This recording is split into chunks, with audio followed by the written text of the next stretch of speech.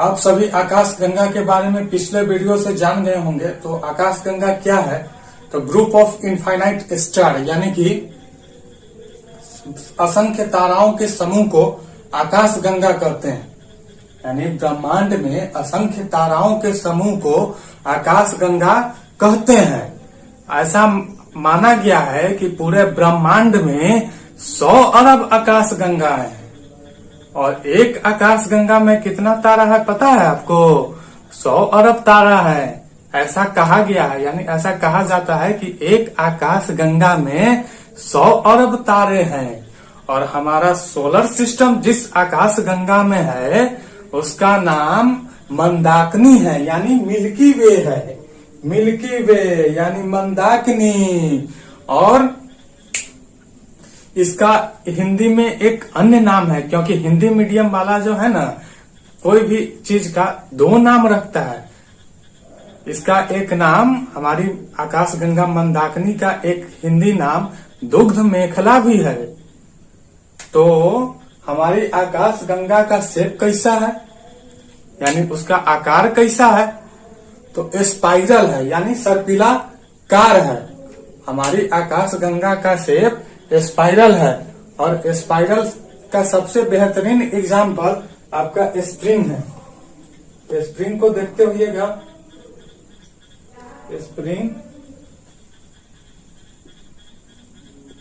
Spring यानी spiral का सबसे बेहतरीन एग्जाम्पल स्प्रिंग है।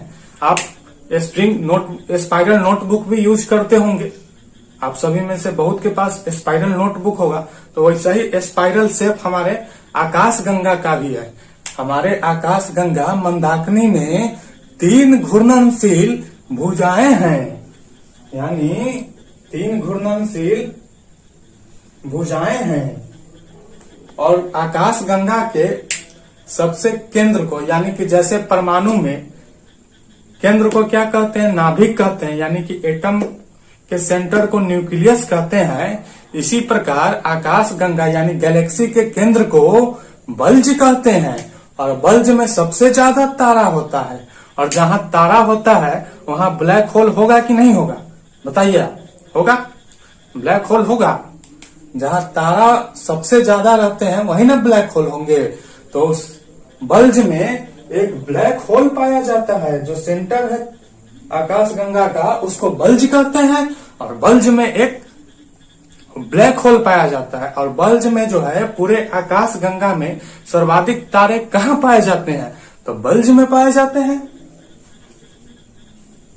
अब आप पूछिएगा कि हमारा सूरज आकाश गंगा में कहाँ पर है? सूरज की स्थिति आकाश गंगा यानी मंदाकिनी में कहाँ पर है? तो हमारा सूरज जो है आकाश गंगा के मध्यवर्ती भुजा में है, यानी न बीच में है न सबसे साइड में है, मध्य में है। हमारा सूरज आकाश गंगा के मध्य में है। मध्य में है हमारा सूरज। और यहीं पे हमारा सोलर सिस्टम भी है। सूरज के चारों तरफ सोलर सिस्टम एक ग्रह है, ग्रह उपग्रह है जो सोलर सिस्टम का निर्माण करते हैं। सोलर सिस्टम के बारे में हम आगे आपको वीडियो बना के बता देंगे। तो हमारा आकाश गंगा में सूरज मध्यवर्ती भुजा में है। अब आपसे पूछिएगा कि हमारे आकाश गंगा के सबसे करीबी आकाश गंगा का क्या नाम है? यानी हमसे सबसे नजदीक आकाश गंगा कौन है? तो उसका नाम एंड्रोमेडा यानी देवयानी है। हमारे आकाश गंगा से सबसे नजदीक दूसरी आकाश गंगा अगर पूछा जाएगा तो उसका नाम NGC 31 है। अगर आपसे एग्जाम में पूछा जाएगा अगर कि हमारे आकाश गंगा यानी मिल्की वे से सबसे नजदीक दूसरी अन्य आकाश गंगा का क्या नाम है, तो आप क्या बताइएगा? एंड्रोमेडा, देवयानी। और उसके बाद अगर पूछा जाएगा, सबसे नजदीक पूछा जाएगा तो आप एंड्रोमेडा यानी देवयानी बताइएगा। और दूसरी सबसे नजदीक आकाश गंगा पूछा जाएगा तो आप NGC 31 बताइएगा। तो अब हम आकाश गंगा के बारे में आई होप कि आप जान गए होंगे। अब हम तारामंडल के बारे में जानते हैं, यानी कॉन्स्टिलेशन के बारे में जानते हैं। तारामंडल की बात करें इससे पहले हम आपको बता दें, कुछ प्रश्न आपसे पूछना चाहते हैं कि हमारा सोलर सिस्टम किस गैलेक्सी में है, यानी किस गैलेक्सी यानी किस आकाश गंगा में हमारा सौर मंडल स्थित है।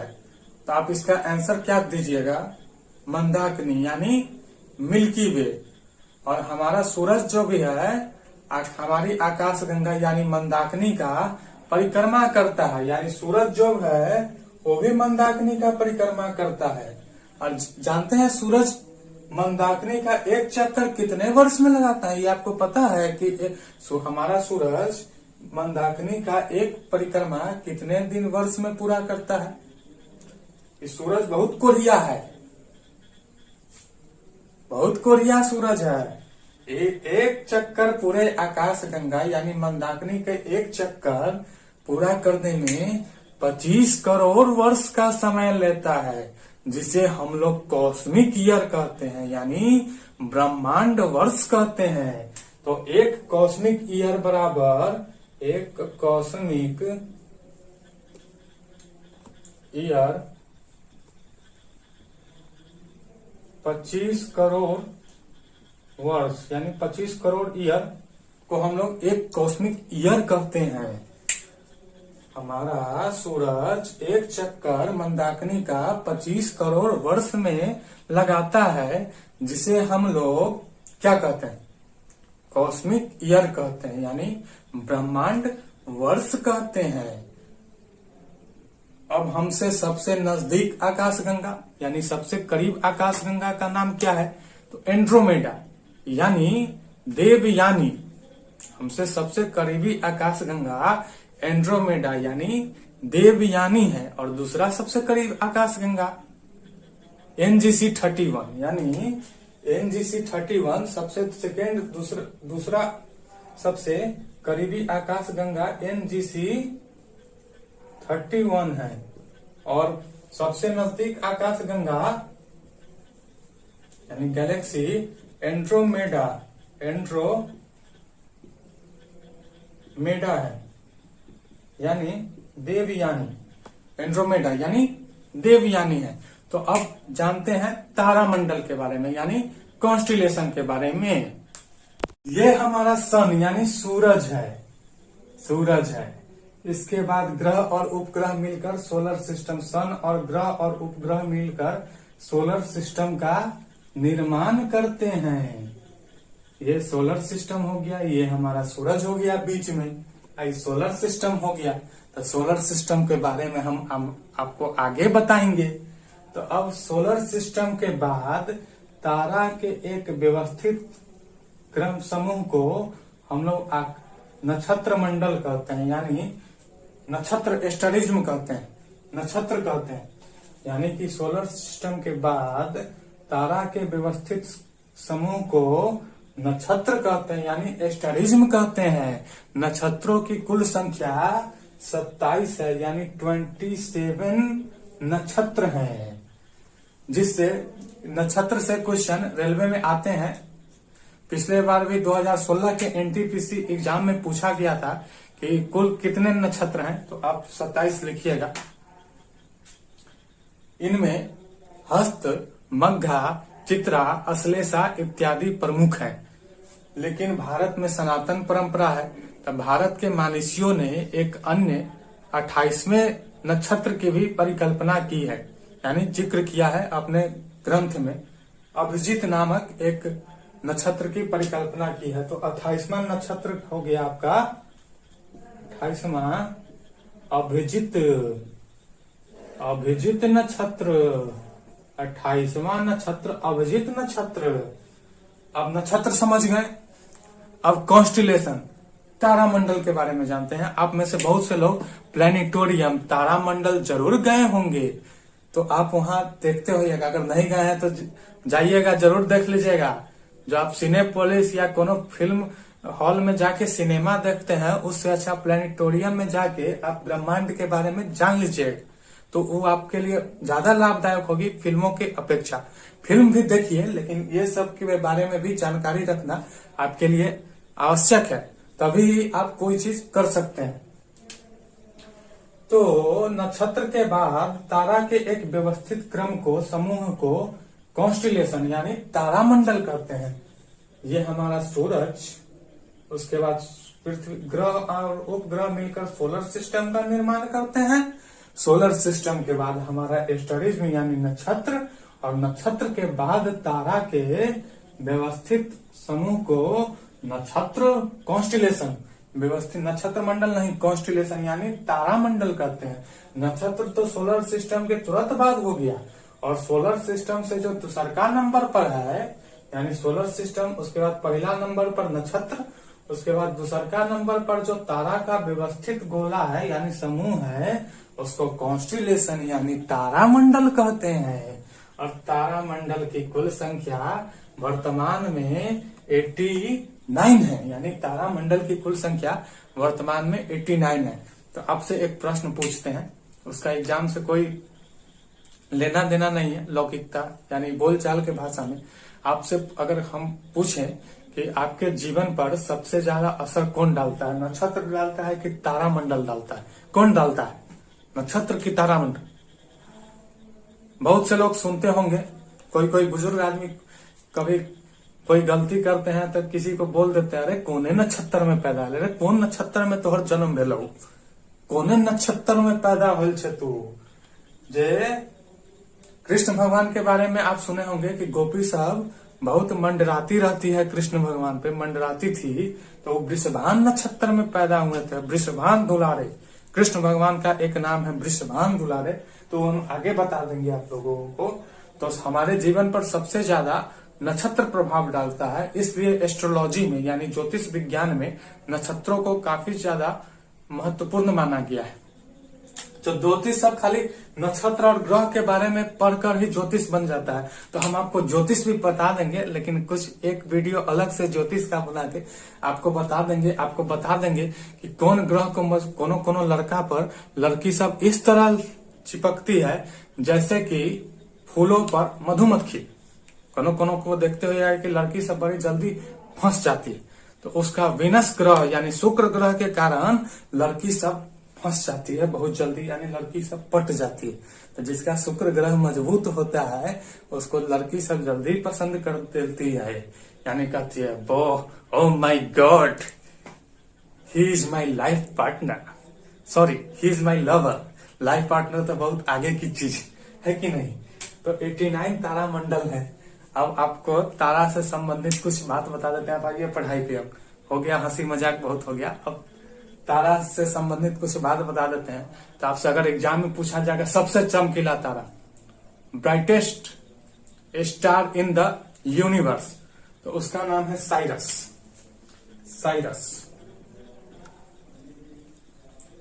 साइरस सबसे चमकीला तारा साइरस है, जिसे हम लोग डॉग स्टार के भी नाम से जानते हैं।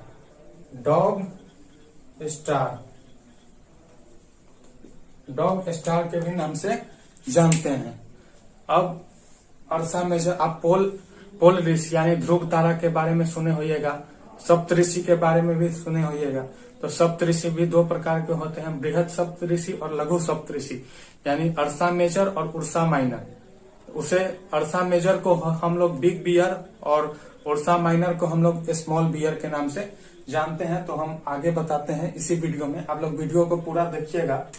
तो अब ध्रुव तारा आपका बच गया, ध्रुव तारा, अर्सा मेजर यानी बृहद सप्तऋषि, लघु सप्तऋषि। हाँ, एक और होता है सबसे ठंडा तारा। सबसे ठंडा तारा कौन है? ओरियन।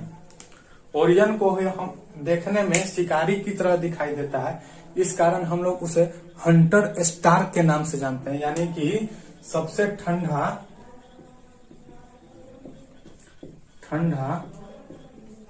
तारा ओरियन नेबुला,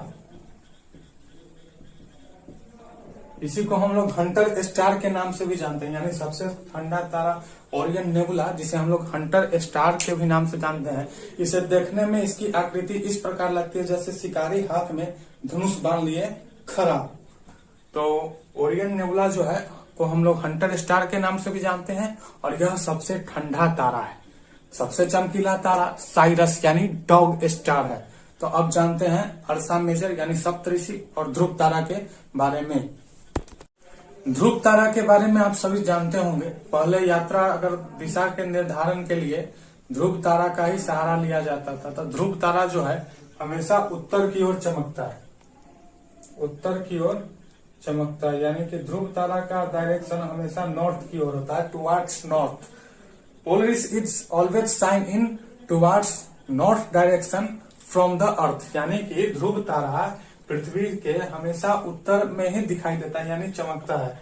तो ध्रुव तारा लोग कैसे पहचानेंगे कि एक ध्रुव तारा है कि ऑर्डिनरी तारा है, यानी सामान्य तारा है कि ध्रुव तारा है? तो उसके लिए एक कंडीशन है, सप्तऋषि यानी कि मेजर को ही सप्तऋषि कहते हैं। एक होता है उर्सा माइनर, यानी सॉरी माफ कीजिएगा, उर्सा मतलब सप्तऋषि, मेजर को सप्तऋषि नहीं कहते हैं। उर्सा मतलब सप्तऋषि।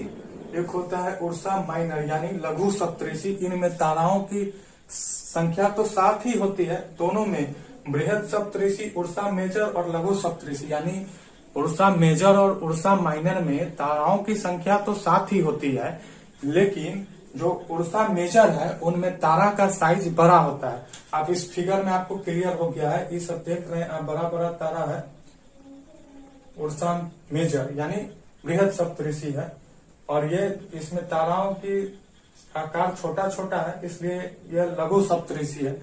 दोनों में तारा 7 है, 1 2 3 4 5 6 7, 1 2 3 4 5 6 7।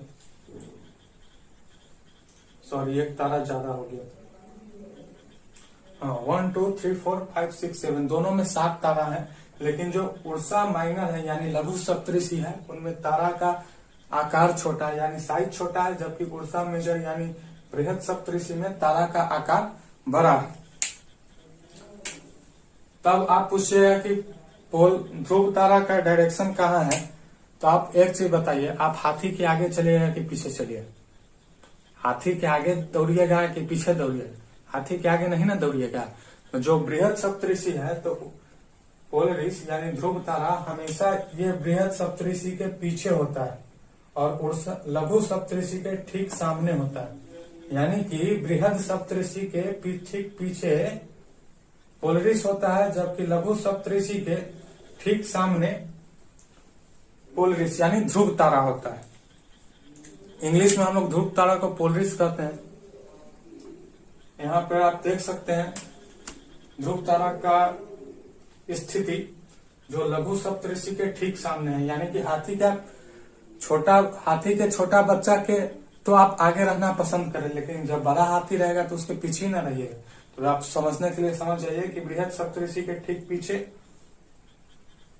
क्या रहता है, पोलरिस यानी ध्रुव तारा, और लघु सप्तऋषि यानी उर्सा माइनर के ठीक सामने पोलरिस रहता है यानी ध्रुव तारा रहता है। तो आप ध्रुव तारा के पोजीशन के बारे में समझ गए। तो ध्रुव तारा जो है पृथ्वी से हमेशा उत्तर की ओर चमकता है, यानी कि हम ध्रुव तारा का दिशा हमेशा उत्तर की ओर होता है।